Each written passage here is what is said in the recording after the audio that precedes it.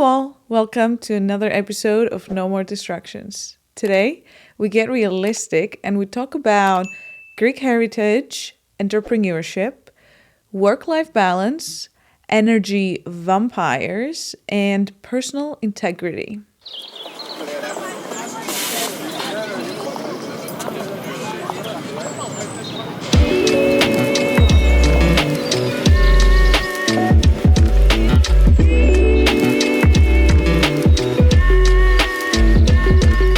I am so happy when I meet other individuals that live life mindfully and are paying attention to the details. Shout out to the Hellenic Professional Women's Group that brings so many powerful women together. And this is actually where I met today's episode guest. Our guest today, Kristina, talks about what keeps her sane in living in the very exciting, full of energy, and very expensive New York City. She shares her professional journey with us, but also what led her into launching her successful business and how it all came into play together. Yia.Mas is founded by Greek-American Kristina Headrick. After witnessing the effects of Greece's devastating financial crisis on friends and family, Kristina felt compelled to share more about the country's culture and support Greece by bringing Greek wellness products to America. Yia.Mas marries Kristina's Greek upbringing with her research on Greek philosophy, dance, design, and culture. Kristina's curiosity and appreciation for self-inquiry inspire her to share Greek folk remedies and ancient traditions and promote Greece beyond the usual diaspora narrative. She's really good at balancing writing and digital marketing with teaching movement and meditation in corporate and co-working space settings in New York City. Let's get into our conversation with Kristina, shall we? All right. So we're here today with Kristina right here next to me. So Kristina has founded Yia.Mas, and she's going to talk to us all about that today. Welcome, Kristina. Hi, so excited to be here. Yeah, very excited. I'm so happy. She's like technically a neighbor. She lives in Williamsburg, so this was perfect, right? Yeah, 10-minute walk from home. Perfect. 10 minutes. Perfect. Awesome. Get that Amazing. morning walk in. Yes. I wish it was a little sunnier out, but it's all right. I know. It's not the end of March. the world. Yeah. March does this to us. It's a tricky trickster. It's that weird transition. Exactly. But anyways, Kristina, I wanted to see if you can talk to us a little bit about your background, right? So even from when you were born, like how were you raised? I'm not sure if you were raised here or Greece, so I want to hear all about the details. Of course. And talk to us a little bit about your business. Sure. I'm like, all right, pull up a seat. Yeah. I ready. was born on August 26th. No, I'm just kidding. I was actually born and raised in the United States. I have a Greek mother and a non-Greek father. And I'm not even a Greek citizen, actually, which is funny, surprises some people. But like a lot of Greeks of the diaspora, I share that similar story to growing up very classically Greek American. So that looks like being really involved in your hometown church community, because the church is more the community center than anything. Greek dance, Greek school, going every few summers, trying to keep up relationships with the cousins, et cetera, et cetera.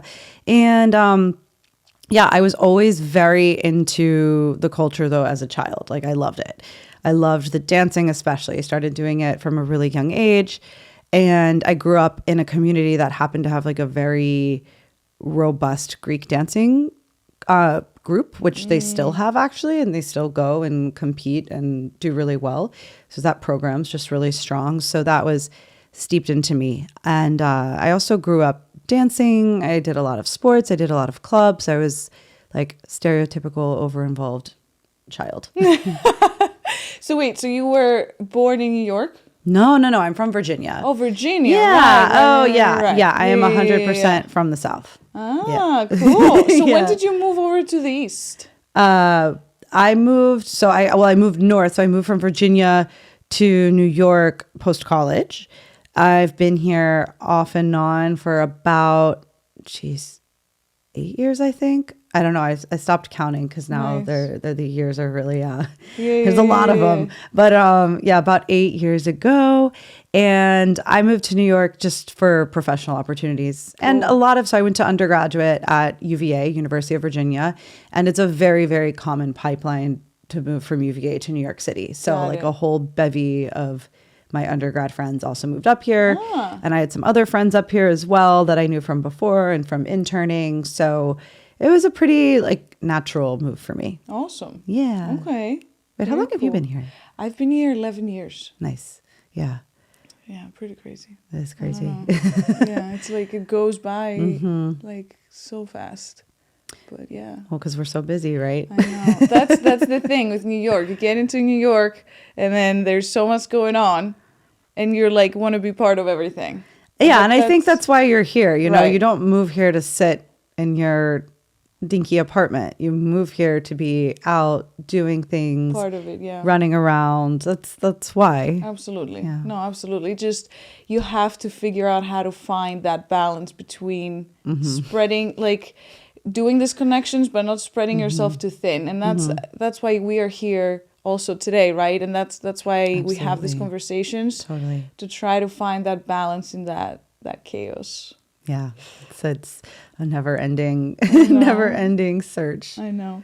Yeah. So, okay, cool. So you had a very big Greek community there, which sounds awesome. And then you made your way over to New York. Yeah. And what was your first professional opportunity? So my first big girl job, because right out of undergrad, I did a little bit of more freelance style because I don't know if you remember, that was not a good economic era. It was not, there weren't freelance gigs falling out of the sky like it seems like there have been the last 5 or so years. But I had been doing some writing post-grad. I was actually writing a little bit about music. So my first big girl job was in the music industry.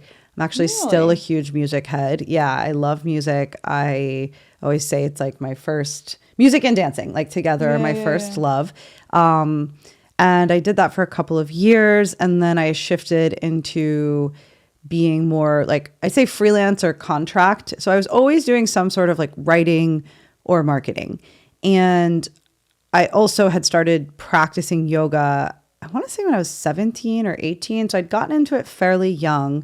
And right out of college, I wanted to go do yoga teacher training. So I say this because it's a pretty critical part of the background. Really? Yeah, right after college. I'm jealous. So I wanted to, but I had no, at that age, semblance of savings or even reality of money. And I think I asked my parents and I'm like, hey, I want to go do this. My dad goes, you just went to college. We're not paying for you to go to yoga college. Go get a job. To yoga college. Go get a job. Yeah.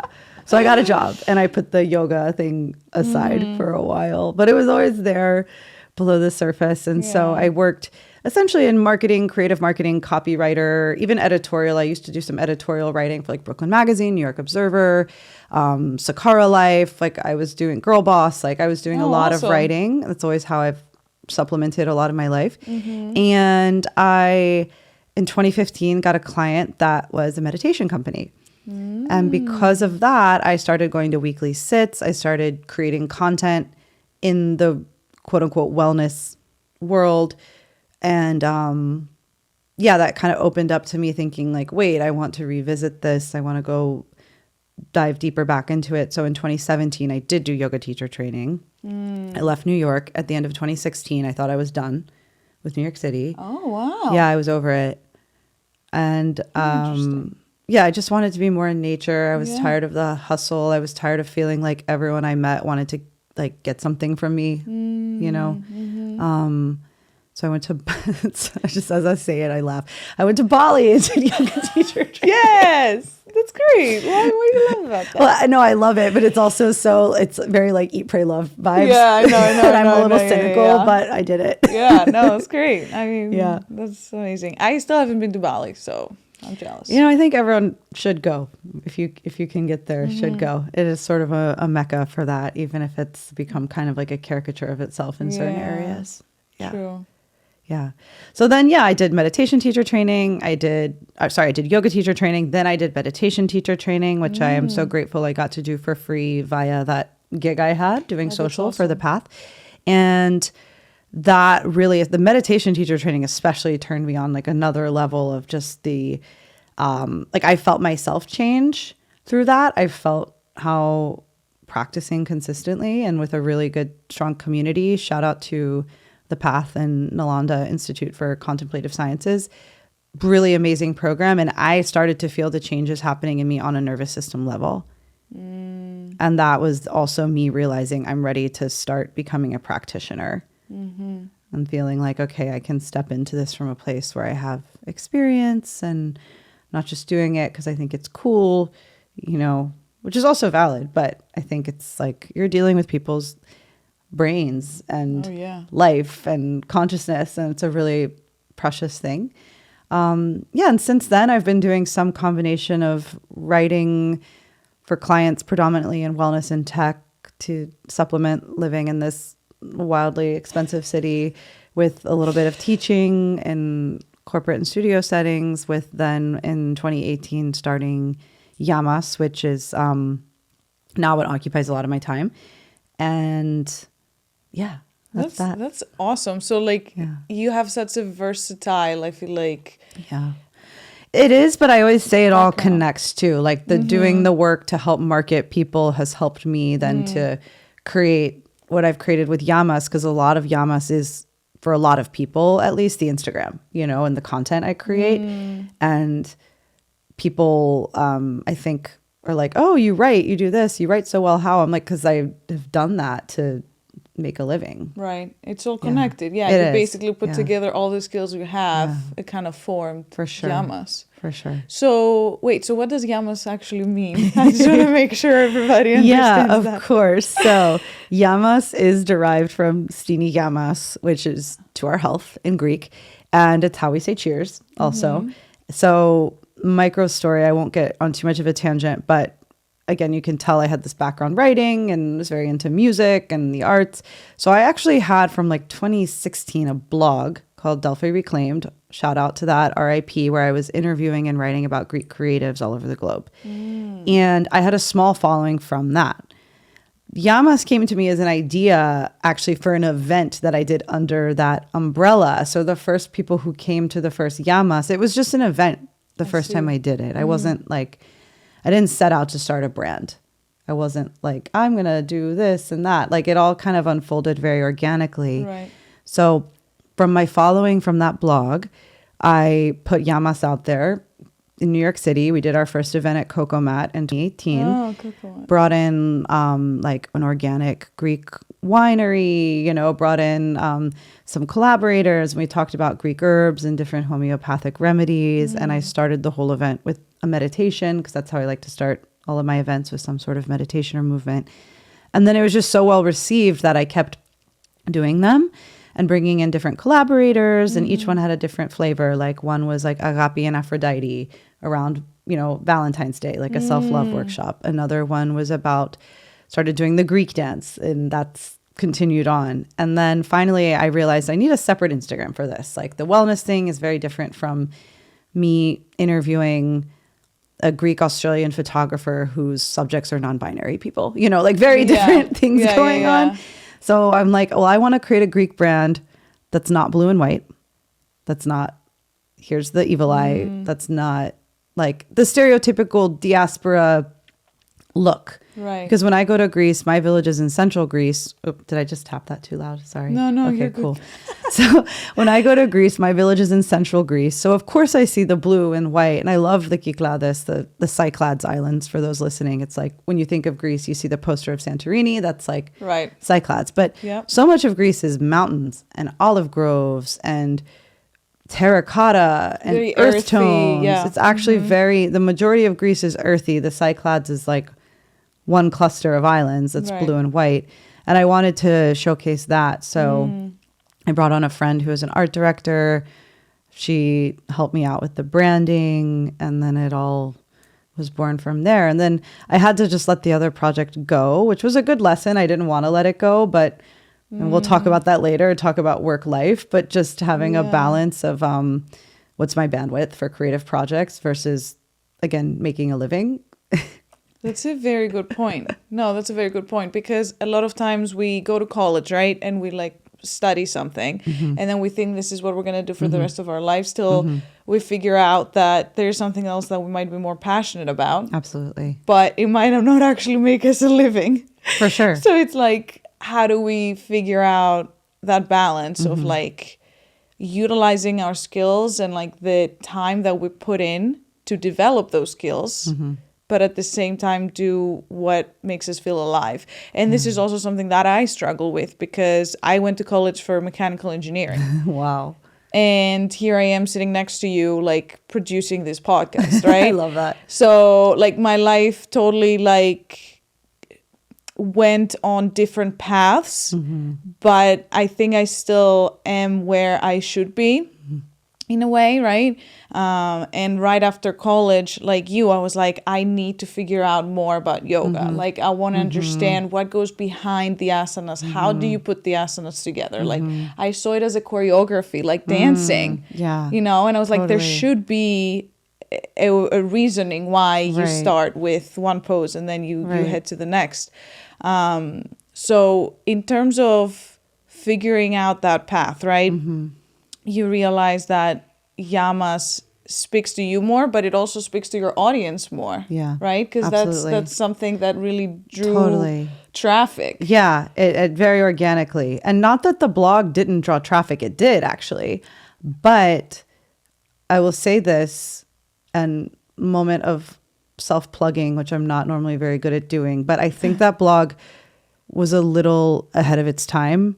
Like when I put it out there, I was showcasing like Greek designers and a lot of stuff that now if you get on Instagram since 2016 has exploded.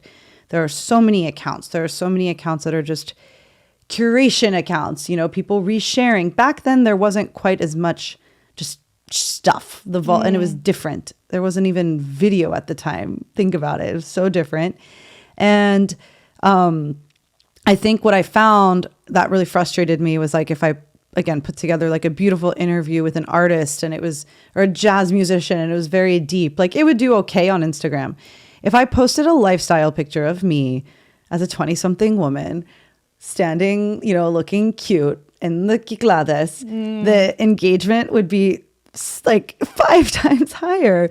And then I was looking around at the other accounts that were doing well and they were using that same sort of like aesthetic to promote, you know, like, or like musaka memes. Like it was just very like, you know what I mean though? Like little jokes about like stuff. And so it was a little frustrating to me because I don't think I almost actually had more readers in Europe. There were more Europeans that were interested in this content than Americans, but I was trying to reach the American diaspora audience as well, because eventually to sell products, you know, which I thought maybe I would do in some capacity, like that's who I wanted to reach. So I just kind of had to let it go. And it's funny now because now there's so many accounts that are now doing kind of what I was doing back then. And sometimes I could get a little self-righteous and I could say like, well, I did that. But it's like, dude, let shit go. You know, who cares? Like clearly, I mean, we all have an ego. I have an ego too about it, clearly. But like I had to let it go and let go needing to like have credit for doing that, to say like, I really need to put time into Yia.Mas, and in order to do that properly, I can't be also doing this. Yeah. No, that totally makes sense. Yeah. And you said about products. So you have some Yia.Mas products? Yeah. So Yia.Mas started bringing in, so first we just made some merch, you know, fun merch, like the shirts that say like Namaste Kala on them. So I started playing with that tagline and just other cute, fun things. And we made merch because people came to our events. They wanted to buy merch, you know. And then I had this vision to really start making Greek herbs more of a thing. So, well, we did that a little later. I wanted to do the herbs early, but I didn't have the capital. So we did journals branded for us with Quixotic, a company in Athens. So it was very, you know, I try to collaborate with Greek artists when I can to send money back to Greece because Greece needs it, as we know. Then we did journals, we did candles, we make hats, just like fun stuff. Yeah. So there's the merchy side, and then there's what I call more of like our conscious objects, which is like tools that you can use in your practice, like a journal or a candle. And then the teas, which are all herbal teas. We have 2 blends, and then we bring a mountain tea as well. I'm very passionate about sharing the herbs with everyone.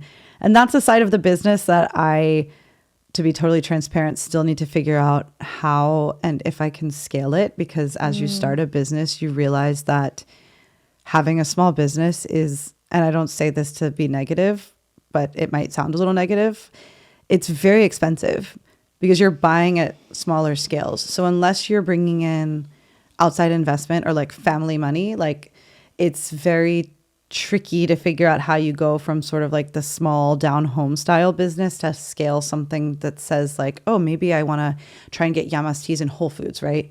Well, then I'm looking at operating under an entirely different scale. Absolutely. And these are all questions that loom for me, but I don't know yet. No, I totally get it. And then the pricing, like it might not make a lot of sense when you place it in a big store like that, because they end up keeping a big percentage. Oh my gosh, wholesaling, the margins are so bad. I know. Honestly, and things have gotten so pricey that like I've done a little bit of wholesaling. We have wholesaled to some boutiques. Oh, okay. And I look at it more as brand awareness than making money. Yeah.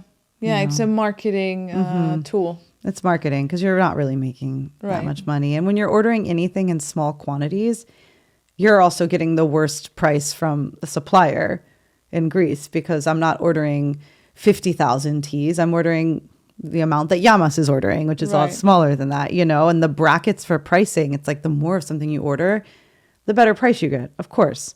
So it's really, when you're a small business, it's like, absolutely tricky. It's definitely a challenge, but I think at the same time it's like a good learning experience. Oh yeah, right. Absolutely. I think it's huge, and sometimes you learn the hard way, and I'm sure you have like your downfalls. Absolutely. And it's part of the game. Like me and my family also made an attempt, and we're still slowly, working on it. And we have like some handmade products, and we do like knitted wear and like jackets and purses. So they're all like knitted in Greece. Yeah. So it's part of what you also said, like supporting the community and bringing that money back. But it's really, really hard when you're in such a saturated market, and there's so much stuff out there that can be offered so much like mass produced. Yeah. It is exactly. It's and of course if you're getting it from people in Greece and you're making sure everyone's paid fairly, exactly, it's tricky. Exactly. So it's amazing that y'all are even trying to do that, because I know it takes a lot of, it's like conscious business takes effort. Exactly. All about conscious and like sustainable like fashion, right? Because it's nowadays, like there's so many brands out there that it's like they have no worries about like where that ethics. Starts, where it ends. Like there's no cycle. Like you should do a whole episode on that. You should do a whole episode on the ethics of the clothing industry, because that's one, the more I read about it, the more I'm like, it's huge. Scared. We don't think about it in our everyday lives when we go and pick up a cute shirt. Sure. I try to be a conscious consumer, but it's also not always cheap to be a conscious consumer. I know. It's very you want to buy expensive. pants from the brand that everyone hand makes them in LA and everyone's paid equitably. Like, shout out to this brand, Likey Wolf. I love their pants, but their pants are expensive. Yep. So it's like you buy one pair instead of maybe going to Zara and buying 5 pairs. Exactly. And then you wear the crap out of them for 5 years, because you know that at least the woman who sewed them in their factory is making a living wage. Yeah. But also to be able to afford those pants even up front is a privilege. And I know that I have that privilege, versus like someone who's making minimum wage. They can't buy $200-$300 pants. Right. Even if they do keep them for 10 years. It's like, at least they can buy something and wear something. I know it's tough. It's really tough. And especially and with like makeup products or anything else like that too. It's like you have to make the extra effort to find what is more like vegan or like totally. Yeah, it's it's part of. But I will say it's a good thing about having a lot of things made in Greece is they tend to be smaller scale operations. That is true. You're not always dealing with. I mean, I know there are massive factories, for example, like in Turkey. Like a lot of clothing is made in Turkey, and a lot of good quality clothing too. But it's almost getting into more of that mass-produced garment energy. I feel like anything I know that I've gone to, like we have these worry beads for Yia.Mas that I'm about to put up on the site. And like I went up to the workshop above the store, picked out the beads. The guy's like, oh, here's where I sit and make them. You see that it's really small, bordering like on artisanal scale. Yeah. That's amazing. So you're doing that? That's going to be a new like product? Yeah, I've actually sold them at a couple of pop-ups. I just hadn't gotten them on the site yet because I've been really delayed with photo shoots this year. Again, the talk about work-life balance, when you have to balance your business with your client work. And then I also teach, so it's like I have to make sure I have the headspace for teaching, so I can't always be in like marketing mode. Like that's a lot. I was gonna ask you, like, so what is like your typical day? Like you wake up and how do you organize? Like you have so many things going on. I am a big to-do list person, huge to-do list person. I am also, I'm just going to go there. Sorry, guys. I'm also a Virgo. We love our lists. We make lots of lists. And I've tried also lots of fancy project management softwares. And then I have come back to my holy grail are my notes on my phone, which are linked to my computer. And I also handwrite a lot of things. Like I've tried everything, Asana, like all the project management stuff, my notes and my planner. And I love writing things by hand. I keep coming back to preferring analog solutions, by the way. Like you can do a lot of stuff with technology. I love technology, by the way. Like Yia.Mas wouldn't exist without Instagram. Just wouldn't.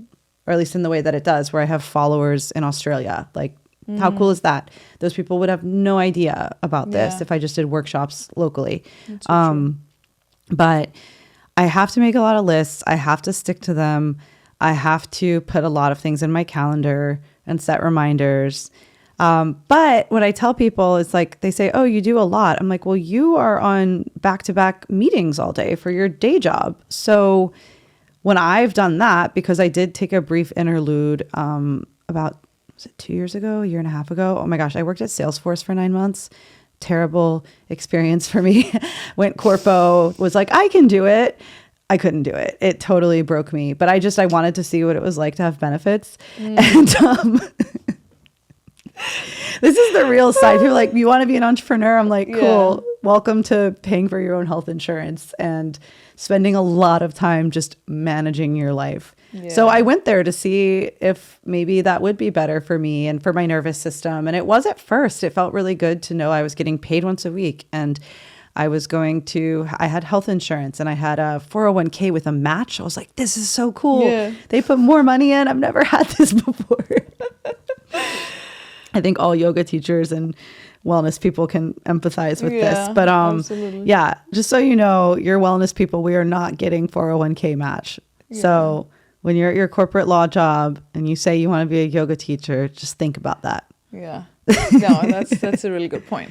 So you figure it out. And it's not, I've gotten so much better at it the last 2 to 3 years, but it was a struggle for me for a long time. I'm not going to lie, but it got a lot better when I figured out just honestly experience. And that's like the lesson of so much of life to me is like, people talk about like exponential manifestation leaps. And I'm like, yeah, that happens sometimes, but most of life, it's like, chop wood, carry water, do the things, do them repeatedly, refine them over time, get better and better, and show up and work on your nervous system.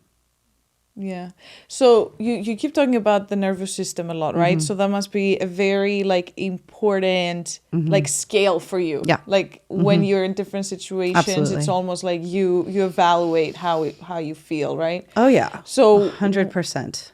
How do you tap into that and say like, okay, this is not working for me, this doesn't speak to me, and you move forward? Like, what is your little like ritual test of how your nervous system actually feels? Oh, such a juicy question. Sorry. No, it's great. It's just I have to think about it because it's changed over time. And so I will caveat this by saying this is what works for me. If you're listening to this, you're not me. We're all very different. We all come from different places. And even for me as a woman, it's like I come from different places throughout the month because of my cycle. So the way that I handle life is like takes my cycle into account even, because I know how I feel towards the end of my cycle and what I can handle versus like 8 to 12 days in when you have all the energy and spunkiness. It's like completely different experiences of reality. Yeah. But I would say it took a lot of refinement. So firstly, just doing practices over time, I think, is the key to building a stronger nervous system and being less reactive and being less toppled over by things. I used to be a very anxious person. It's part of why I got into wellness in the first place, was because I needed it. It wasn't like a sexy choice. It was like a survival choice. Yeah. And yoga helped me a lot to become more embodied, because I was kind of like disembodied from some things that I went through when I was a little bit younger. So that's just the preamble to saying like it took a lot of time and practice. So now when I do evaluate a situation, I'm coming from a place where I have a lot of deep self-trust. So that's part one, is like having that self-trust. Then there's just noticing how things feel in your body. And I used to be someone who was very in my head, but I did have a sharp intuition. I just ignored it a lot. So once I became aware that I was ignoring my intuition, then you can start to bring your intuition online. And it just takes time, and it takes self-trust. And then it takes also, by the way, not beating yourself up if you go with your intuition and maybe you were wrong. Because I think a big issue with a lot of the conversations around like trusting your gut and manifestation and this and that is like you end up beating yourself up if something goes wrong and you're like, oh my God, I manifested something terrible. I'm like, no, like the people in Turkey and Syria didn't manifest that earthquake. You know, like we don't have that much, I don't think we have as much control as we think. And then we also do. I don't know. I think everything's kind of a paradox at the end of the day. There's like a divine paradox inherent in everything. But I'll say I listen to my body. Yeah. I do listen to my gut. However, my personal view, and one of my teachers who helped me a lot, and some other teachers I've talked to about this, like older or wiser, more practiced than I am, is that a lot of people now, like the big conversation is the gut. See it everywhere. And the gut is super important. Like big Greek yogurt girl over here. Love my probiotics. You know? Best way to take it in. You're right. But it's not just your gut, because sometimes gut feelings I find can also be a bit more rooted in actual like nervous system responses too, you know, or like you have I've had strong gut feelings that were like, no, don't do this thing. But that was actually resistance to me doing something I really needed to do. Because sometimes when you're about to kind of like break through something in your life, you get a lot of resistance. Yeah, there's fear, or you might not be very So confident. your gut could be saying, don't do it. I'm nervous. But you have to actually override that. So that's where I'm like, it is brain and body. It's not one or the other. It's not. So I get very upset when I see these coaches online that are like, you just have to only go with your gut. I'm like, if I only went through my gut, my dating choices would be very questionable. There's so much stuff I wouldn't have done that I've done if I just quote unquote listened to my gut. So I see it more like holistic. It's like, yes, feel for your gut. Yes, but like feel in your body, feel in your heart. You can ask the mind, and it's more of like, I find that intuition is more of like a sharp, sudden knowing sometimes than like a gut feeling. Mm-hmm. Yeah. That's just my experience and where I'm at. So you're constantly like tapping into both and trying to like work together. Yeah, work together for sure. Yeah, and no, integrate it all. I totally get that. That's why it's like a refinement process though, you know, I'm always, and I'm sure it might change for me when I'm, you know, a 50-year-old woman with all the wisdom that will come from having lived, you know?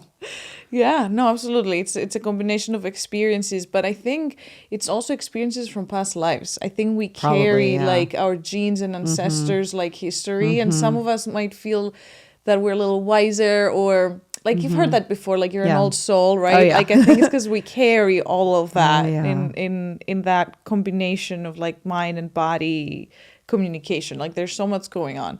For sure. And I think when you were saying about, I feel like I'm in control, but also I'm not in control. Like That's so true, because we talk about manifesting our dreams to come true, but at the same time, when something happens, you're like, okay, well, this is out of my control. Yeah. Which is, I mean, it's true, right? There's certain things that just happen, and you have to kind of live with them. But at the same time, there is power into what you can do. Like, there's definitely truth into that. Exactly. And that's where it gets really cool and kind of trippy, honestly. And I could get like really weird on this topic, but I feel like it's, I feel like there really is like a paradox kind of inherent in everything. Yeah. I believe that there's like in this earth realm that we occupy. So, but what you said too about the ancestral stuff is so interesting to me, because even with Yia.Mas, like starting it, like part of it does feel like an homage to my ancestors on some level. Like I say, my great grandmother, who I never got to meet, sadly, because she died when we were going to go to Greece. I was 4. We were going to my parents were going to take me to Greece for the first time. And I was going to meet my great grandmother, and she got really sick and we canceled the trip and she passed. Wow. So I never got to meet this woman.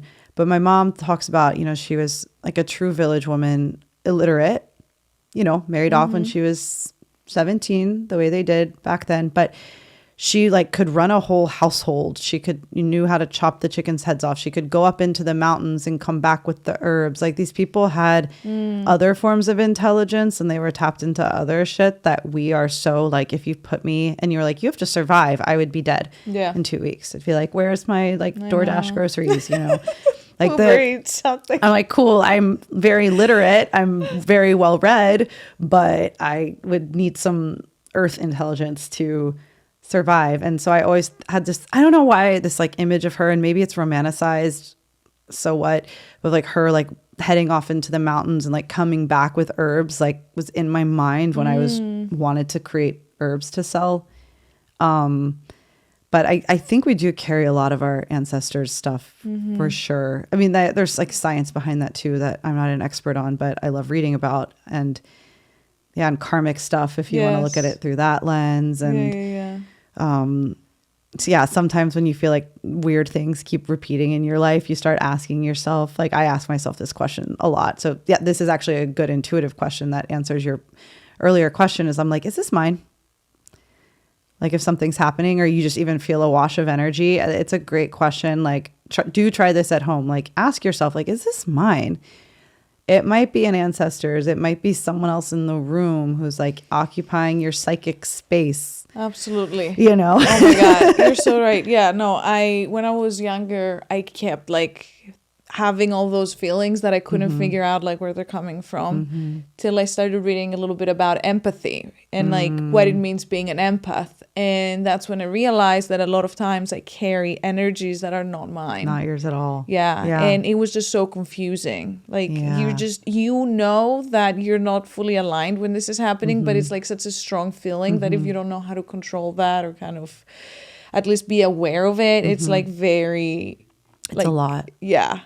It's so much. Yeah. And I have to also shout out one of my earlier like healers, mentors, Rebecca Conran. She used to live in Brooklyn and work out of Maha Rose, and now she's upstate like everyone. But she, like everyone, I mean, let's be honest, there's a pipeline. It's happening. And you're next. I don't know. Will I go to LA or upstate or Miami? Like, I feel like these are the wellness people pipelines. Maybe I'll just go back to Virginia. Or I'm going to go to the Joryo, the village. Who knows?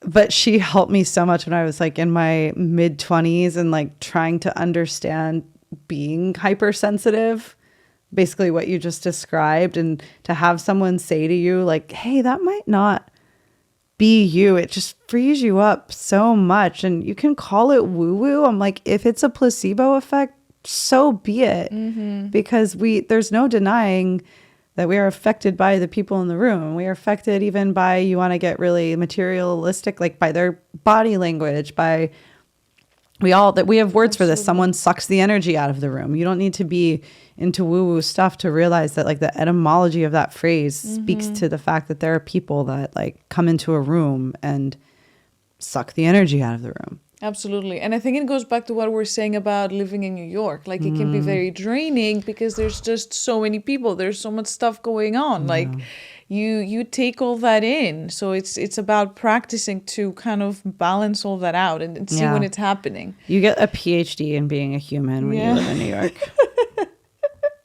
Yeah, I guess really do. it's pretty cool. Like who knows what else you can do after that. I think almost anything. Other than maybe survive in the wilderness. You're pretty screwed to survive in the wilderness. But you can move to pretty much any mid-sized city in the world and crush after living and surviving in New York City. That's so true. Yeah. I know, it's tough. So going back to your little to-do list. So many to-do lists. So I struggle with to-do lists a lot. Like every day I come up with something new, I add it in my to-do. But then like, how do you prioritize that? Because I'm sure you have your like calendar where you have your like events that you plan. So you definitely have to like attend those. But like, how do you prioritize like maybe future items or future like collaborations plus like things you want to do for your personal life and like self-nourishment? Because I'm sure you love teaching yoga and giving that gift that you like basically like got educated about in Bali, which I'm sure that was like an awesome experience. Yeah. But then how do you make sure that you do that for yourself as well? So a few things that always is ebbing and flowing for me. A lot of the times it's dependent on the amount of external client work I have, which up until very recently, I had a few moments the last couple of years where I was genuinely, I think, a little too busy or pulled in too many directions. But when it comes to my personal practices, which I would say is like making it to dance at Good Move or making it to yoga or just finding time to go get a massage or even acupuncture or something, I am pretty fiercely protective of that. And it's because it really is a matter kind of survival for me because I am so sensitive that if those things aren't kept up, my work will suffer so much that I'll get fired. Like I can't hold it together if I don't move my body like 5 times a week.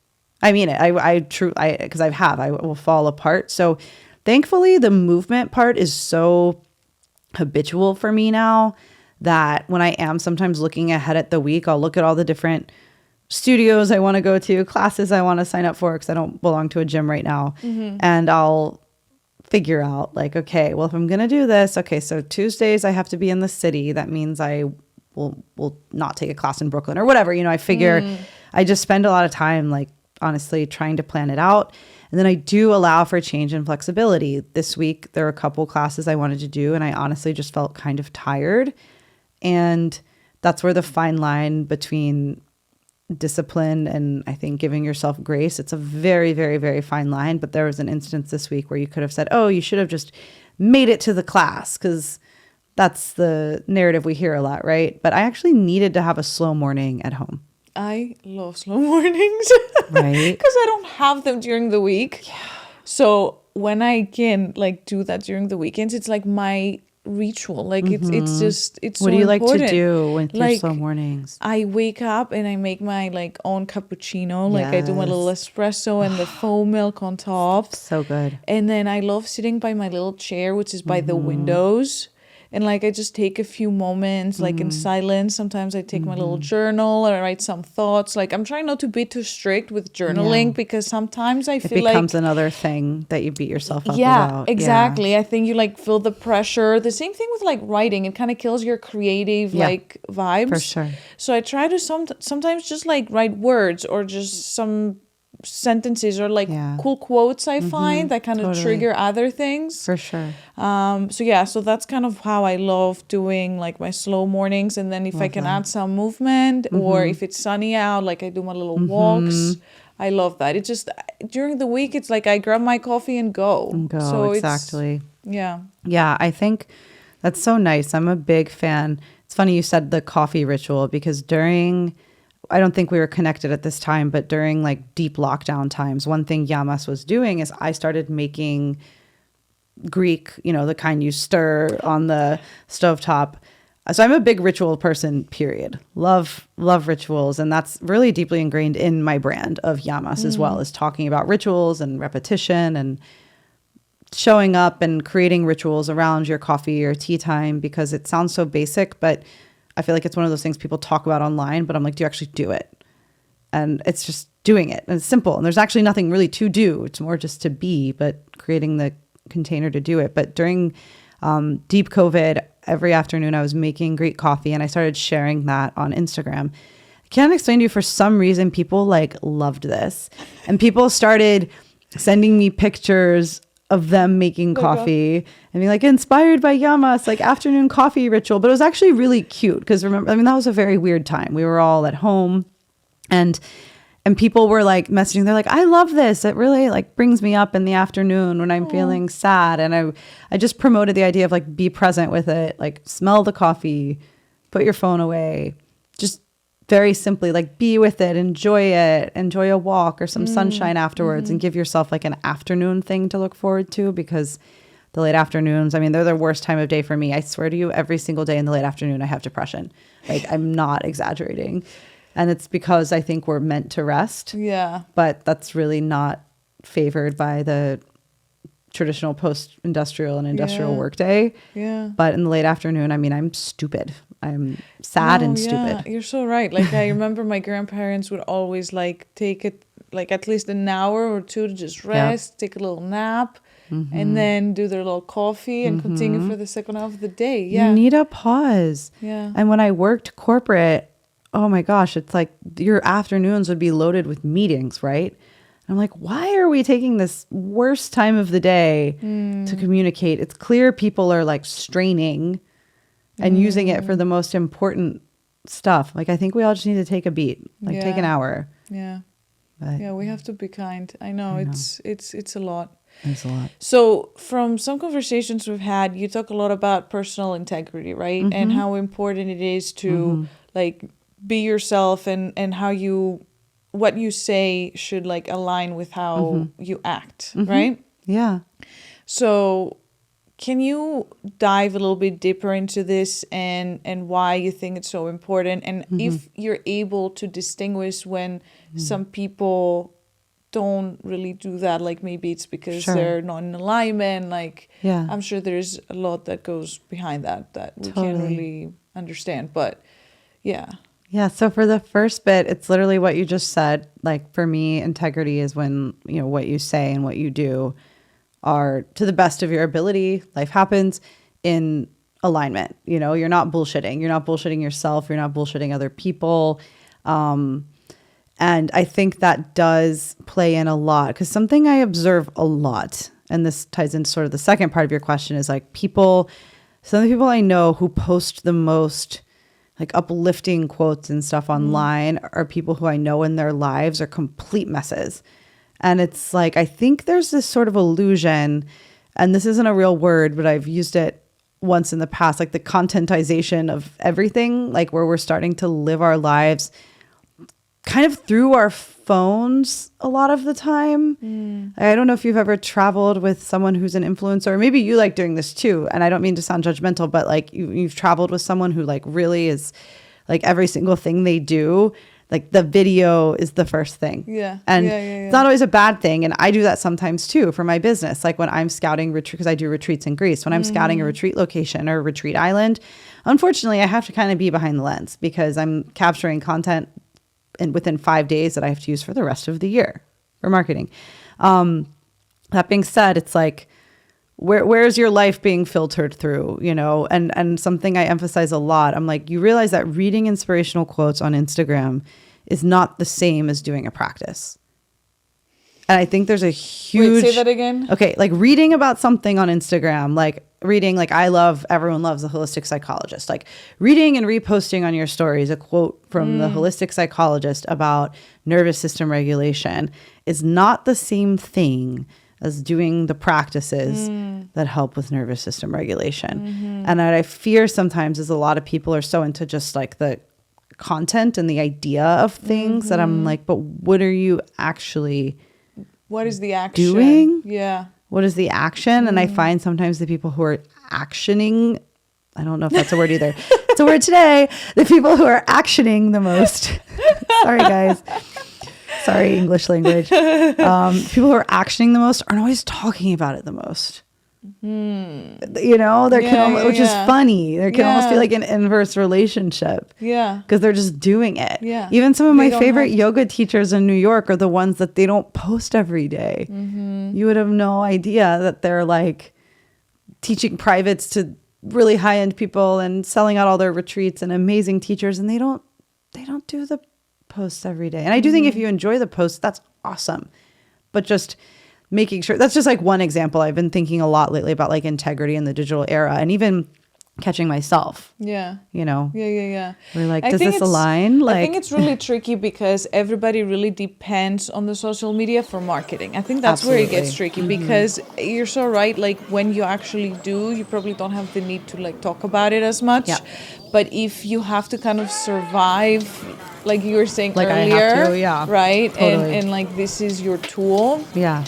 It gets very tricky, and it makes me sad too, because I do see that a lot of people depend on it, and we have to depend on it. Like, how are people going to hear about this podcast? Yeah, right? you got to put it out there. Like, I you have it in online. the platforms, Yeah. but then I have to figure out other ways to actually show people that it exists. Totally. Absolutely. I am so grateful that Kristina joined us at the studio today and shared her story. I am very proud of Kristina, her passion about Greek heritage, and her drive to share Greek culture and educate others. I can also see that she is a very driven individual in general with very high ethics and morals. Her story is a good reminder for all of us to live an honorable and truthful life.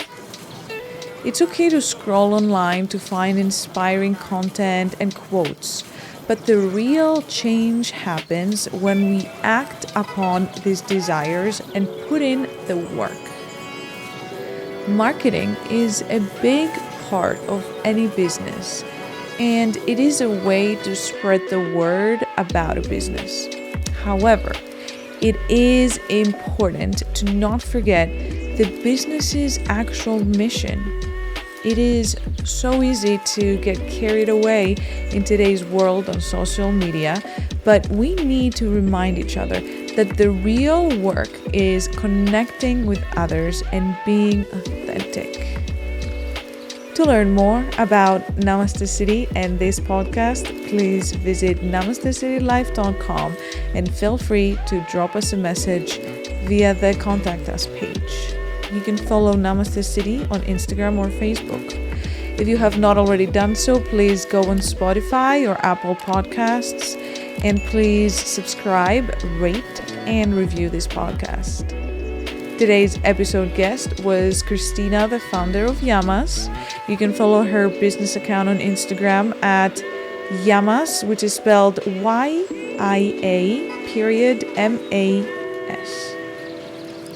Thanks for listening to No More Distractions by Namaste City, hosted by me, Sonia.